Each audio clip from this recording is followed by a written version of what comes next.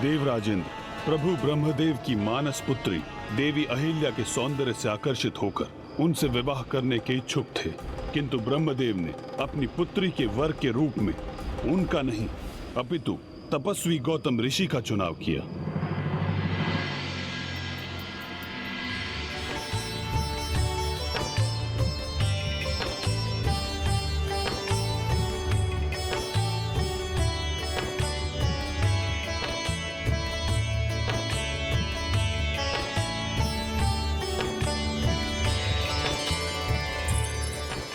जब देवराजेंद्र कहीं प्रस्थान करते समय गौतम ऋषि के आश्रम के निकट पहुंचे, तब कामासुर को उनके मन में देवी अहिल्या के प्रति आकर्षण का आभास हुआ, जिसका लाभ उठाकर उस असुर ने देवराज को भी अपने विकार से प्रभावित कर दिया। देवी अहिल्या?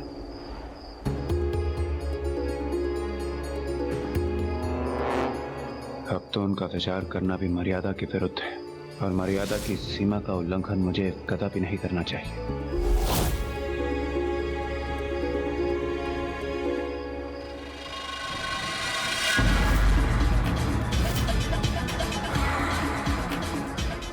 देवराज इंद्र, मेरे विकार की अपार शक्ति विवेक का नाश कर मर्यादाओं को भंग करवाती है। और अब ठीक वैसा आपके साथ होने जा रहा है देवराज। पूर्व के आकर्षण की मात्र एक स्मृति ही पलक झपकते ही अनियंत्रित काम भावना में परिवर्तित होने वाली है।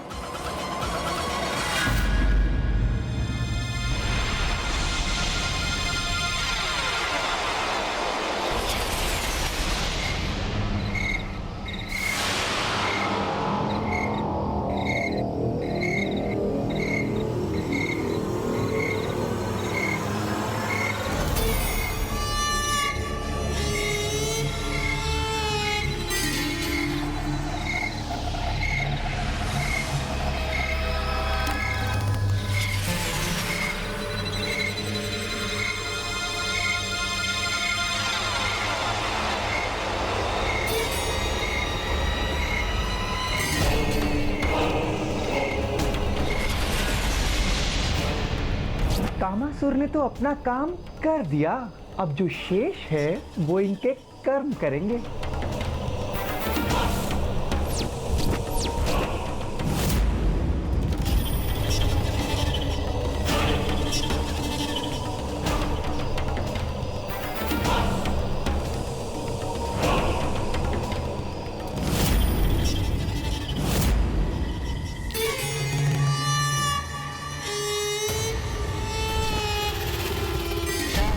और फिर गौतम ऋषि के आश्रम के निकट पहुंचकर देवराजेंद्र ब्रह्म मुहूर्त तक गौतम ऋषि के वहां से प्रस्थान करने की प्रतीक्षा करते रहे।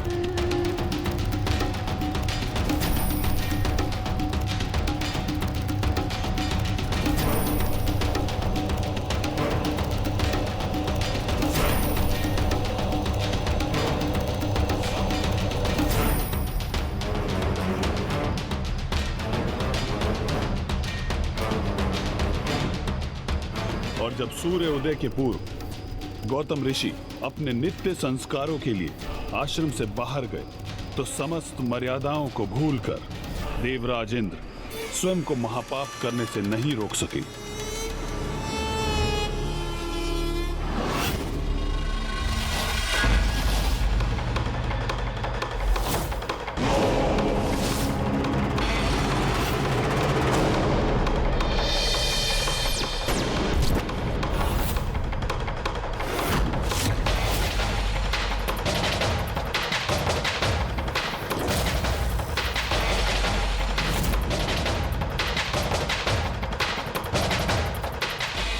जब तक ऋषि गौतम अपनी कुटिया में लौटे, तब तक बहुत विलंब हो चुका था।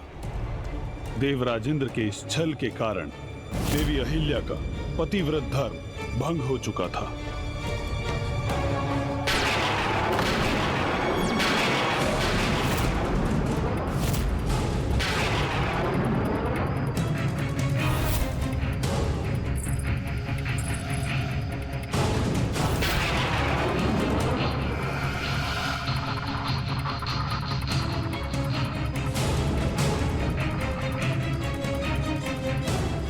ये कैसे संभव है? इन दोनों में मेरी स्वामी कौन है? कौन हो तुम?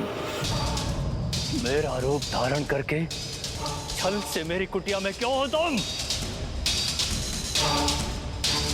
उत्तर दो, कौन हो तुम?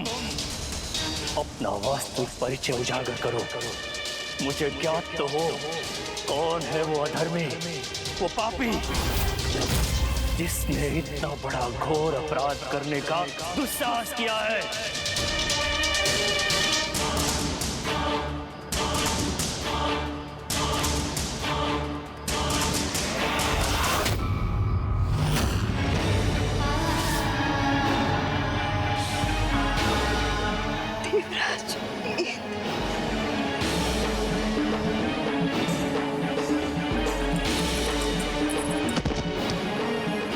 देवराज इंद्र, आपसे इतना बड़ा धर्म कैसे हो गया? मर्यादाओं का पालन करना, पराई स्त्री का सम्मान करना, छल कपट से दूर रहना, ये धर्म होता है देवताओं का। ये आप कैसे भूल गए देवराज? कैसे भूल गए देवराज? मेरा कार्य तो हो गया, अब आप भुगतिए देवराज इंद्र।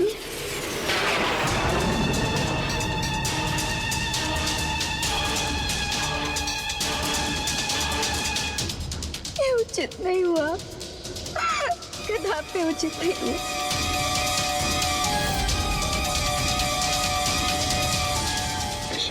देवराज, देवराज!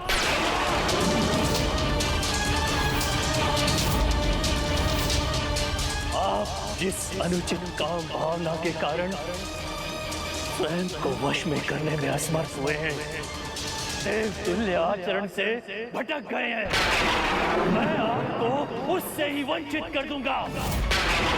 मैं आपको शाप देता हूं कि आपकी काम इंद्रियां नष्ट हो जाए और आपके शरीर में सहस्त्रों छिद्र उत्पन्न हो जाए। देवराज,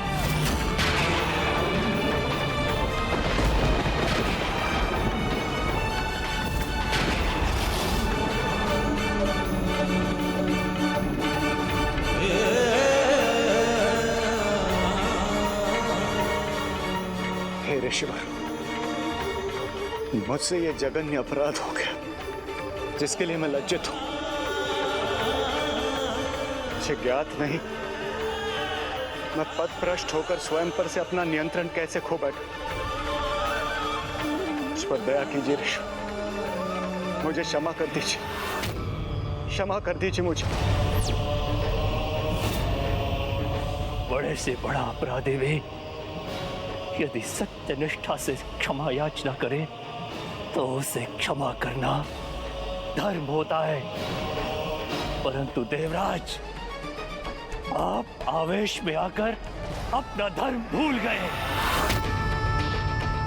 किंतु मैं अपना धर्म कदापि नहीं भूल सकता, कदापि नहीं। मैं आपको अपने शाप से मुक्त तो नहीं कर सकता, परंतु आपकी क्षमा याचना के कारण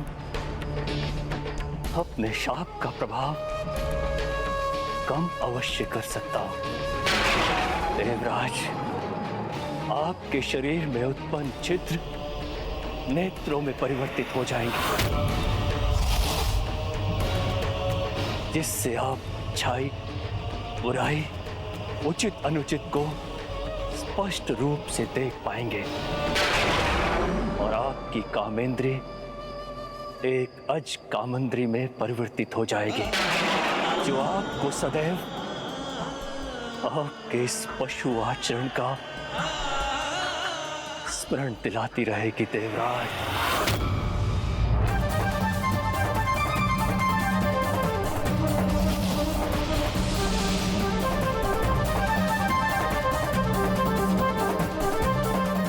आपका कोटि कोटि धन्यवाद ऋषि, आपका कोटि कोटि धन्यवाद।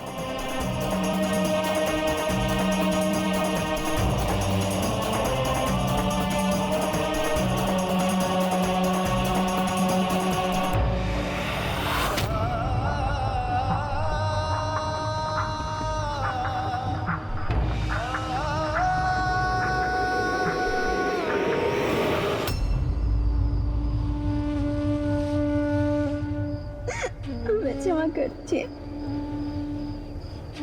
स्वामी, हमें क्षमा कर दीजिए।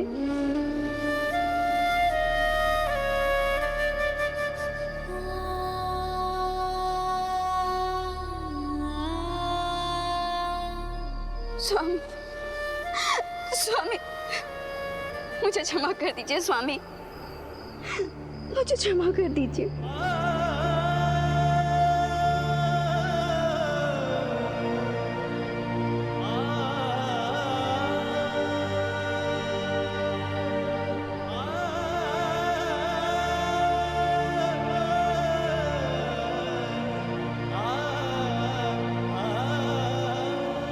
स्वामी, स्वामी, स्वामी, स्वामी रुकिए। स्वामी, स्वामी आप कहाँ जा रहे हैं? स्वामी मत जाइए स्वामी, इस प्रकार मुझे छोड़ के मत जाइए स्वामी। कहाँ जा रहे हैं स्वामी? मुझे क्षमा कर दीजिए स्वामी। स्वामी, मैं जानती हूँ कि मैं आपकी दोषी हूँ, पर ये दोष मुझसे अज्ञानतावश हुआ है। मुझे क्षमा कर दे स्वामी, मुझे क्षमा कर दे। देवराज इंद्र के छल ने जिस पाप में मुझे भागीदार होने को विवश किया, इसका इतना बड़ा दंड मत दीजिए स्वामी, मत दीजिए। मेरा परित्याग मत कीजिए स्वामी, मत कीजिए। मुझे क्षमा कर दीजिए स्वामी, मुझे क्षमा कर दीजिए स्वामी। देवी, इसमें आपका भी उतना ही दोष है जितना कि देवराज इंद्र का। ये सत्य है कि देवराज इंद्र हमारा रूप धारण करके आए और आप उन्हें पहचान नहीं सकी, किंतु एक राजा के अधीरता भरे स्पर्श और एक ऋषि के शांत स्पर्श की शीतलता को आप पहचान क्यों नहीं सकी देवी? मैं तब अद्र निंद्रा में थी स्वामी। उस स्थिति में मुझसे बहुत बड़ी भूल हो गई, मुझे क्षमा कर दीजिए स्वामी। अर्ध निद्रा में जिस प्रकार एक आषाढ़ शिला की भांति आप स्पर्श के भेद को समझने में असमर्थ रही हैं, उसी प्रकार शिला के रूप में आपको अनेकों वर्षों तक तपस्या करनी होगी, तपस्या करनी होगी।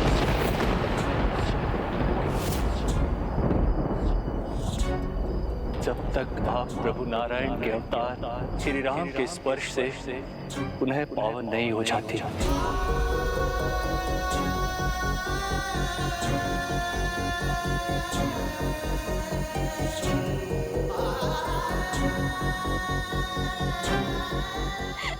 स्वामी,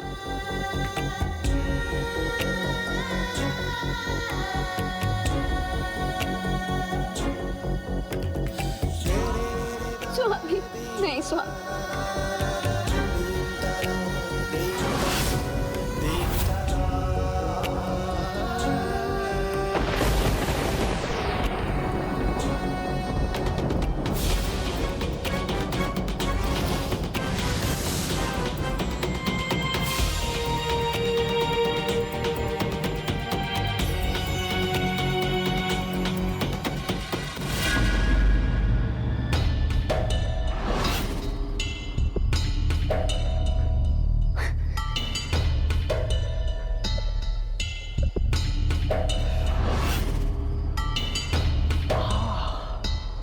आनंद आ गया, मन तृप्त हो गया ये दृश्य देखकर। कार्य मेरा और दंड भुगतना पड़ा देवी अहिल्या को।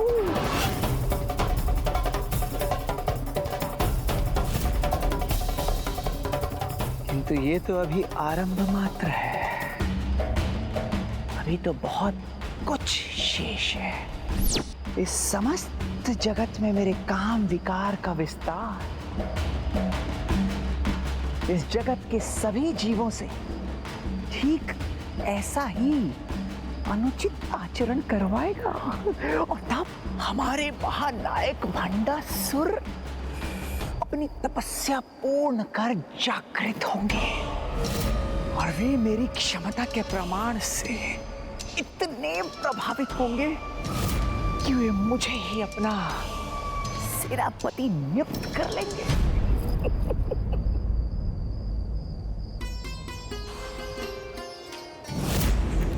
कितने दुर्भाग्य की बात है, कामासुर के दुष्प्रभाव का दंड ऋषि माता देवी अहिल्या को भी भोगना होगा।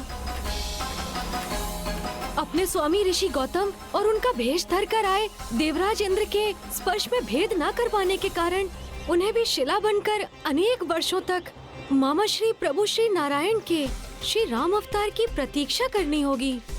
किंतु मात्र देवराज इंद्र को ही नहीं, उस दुष्ट कामासुर ने राक्षस राज रावण को भी अपने वश में कर लिया। एक और वहां देवराज इंद्र के कारण देवी अहिल्या का पतिव्रत धर्म भंग हुआ, तो दूसरी ओर वहां राक्षस राज रावण के कारण देवी वेदवती का तप।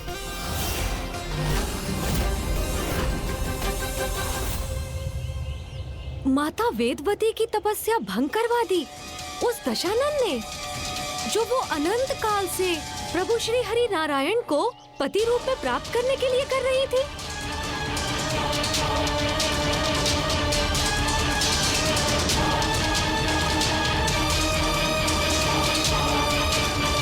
कामासुर के विकार का प्रभाव समस्त संसार में प्रसारित हो चुका है। एक और वहां देवराज इंद्र के कारण देवी अहिल्या का पतिव्रत धर्म भंग हुआ, तो दूसरी ओर वहां राक्षस राज रावण के कारण देवी वेदवती का तप।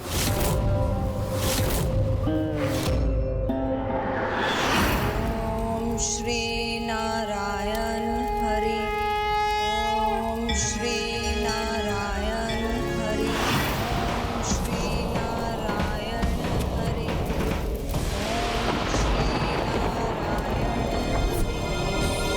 ओम श्री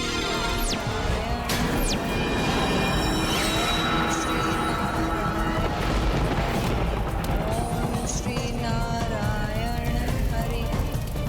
ओम श्री नारायण हरि। ओम श्री नारायण हरि। कौन है ये स्त्री जो मेरे समक्ष होते हुए भी नारायण के नाम का स्मरण कर रही है? ओम श्री नारायण हरि। ओम श्री नारायण हरि। अद्भुत सौंदर्य के धनी है ये सुंदरी। ओम श्री नारायण हरि। यहाँ तो अधिक प्रयास करने की आवश्यकता भी नहीं है मुझे, क्योंकि ये तो मेरे समान ही दुष्टता से भरा हुआ है। काम विकार तो इसमें पूर्व से ही है, मुझे तो मात्र उजागर भर ही करना है।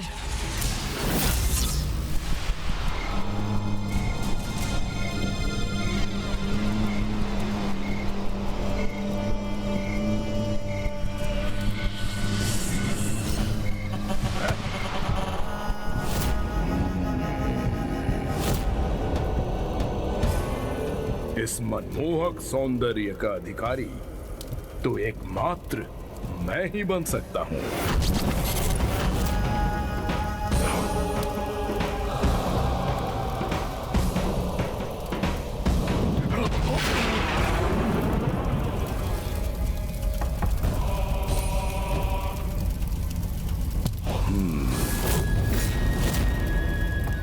अद्भुत, अत्यंत अद्भुत। सुंदरी, क्यों नारायण के तप में अपने यौवन को इस वन में व्यर्थ कर रही हो? शांत करो अपनी इस तप की अग्नि को और निकट आकर मुझे त्रिलोक विजेता महाबलशाली लंकाधिपति राक्षस राज रावण को अपना स्पर्श करने दो।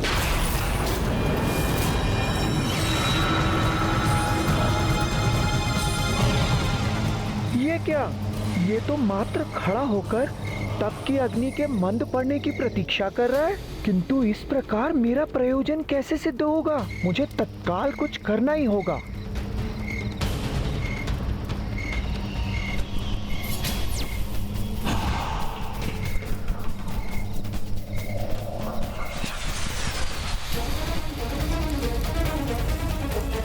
तुम्हारी तप की अग्नि मेरी कामना की उस अग्नि से अधिक बलशाली नहीं, जो तुम्हें देखकर मेरे हृदय में उत्पन्न हुई है।